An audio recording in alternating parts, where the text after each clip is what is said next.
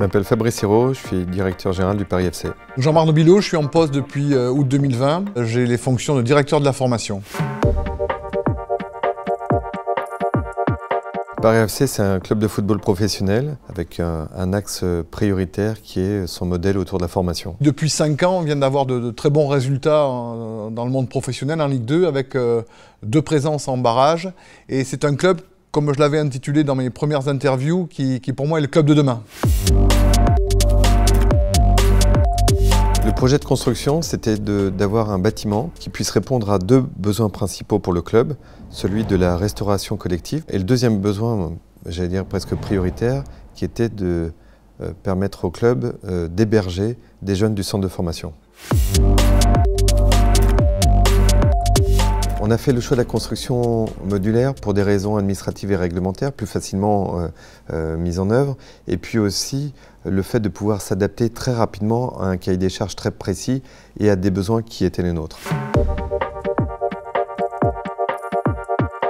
Le choix de Cugno Construction pour ce nouveau bâtiment a été assez naturel, parce que déjà on avait fait appel à eux pour le précédent bâtiment que nous avions construit ici, qui était le bâtiment des professionnels. Et ce projet avait été très bien réussi à l'époque.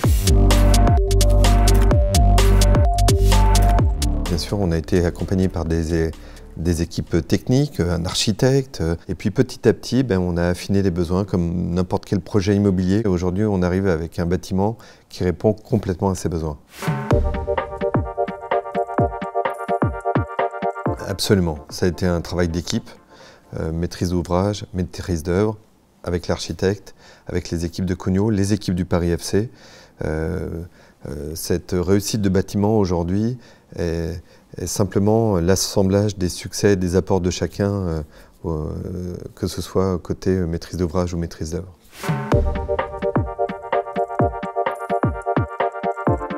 Les critères exprimés sont ceux de la direction technique nationale de la Fédération française de football et qui correspond à un cahier des charges très précis qui s'applique à l'ensemble des centres de formation en France.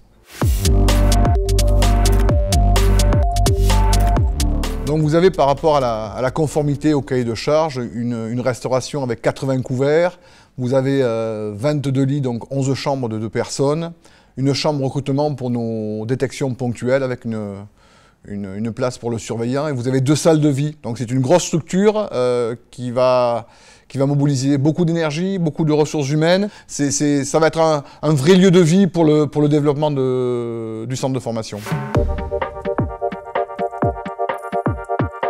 Il fallait construire rapidement parce que le centre de formation du Paris FC a été agréé par la Fédération française de football. Et donc dans le développement naturel du centre, il nous fallait pouvoir construire ce bâtiment le plus rapidement possible, en quelques mois, de telle sorte qu'il puisse être mis en œuvre pour la rentrée prochaine, la rentrée scolaire et sportive prochaine. Les ensembles modulaires construits par Cugno sont d'abord construits en usine et ils arrivent ici quasiment finis. Il y a simplement ici, c'est fait l'assemblage et bien sûr toutes les finitions. Cette partie assemblage a pris quelques semaines simplement. C'était vraiment très rapide. Et puis bien sûr, après, il y a tous les raccordements, électricité, eau. Enfin, tout ça prend naturellement quelques mois. Mais globalement, la construction a été assez rapide. Le choix du modulaire, oui, on l'a fait dans sa capacité à être évolutif. Et d'ailleurs, le prochain bâtiment, ça sera celui qui permettra d'avoir un espace de réception pour l'ensemble de nos partenaires. D'ailleurs, je profite de les saluer.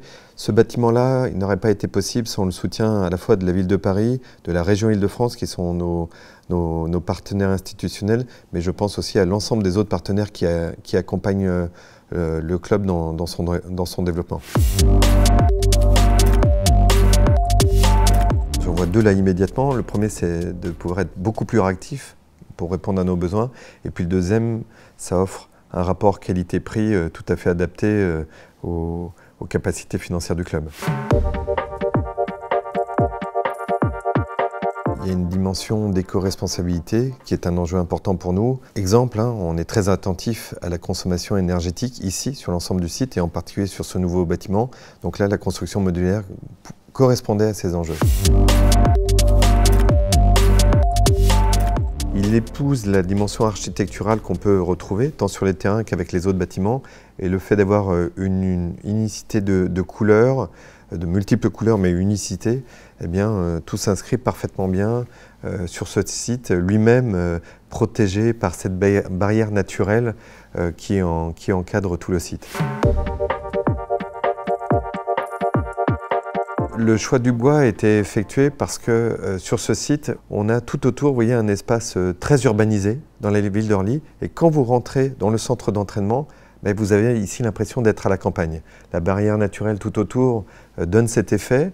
Il y a un espace vert assez important par la présence des terrains de foot. Et donc la présence du bois, le choix du bois s'inscrivait assez naturellement dans le paysage qui est ici au sein du centre d'entraînement.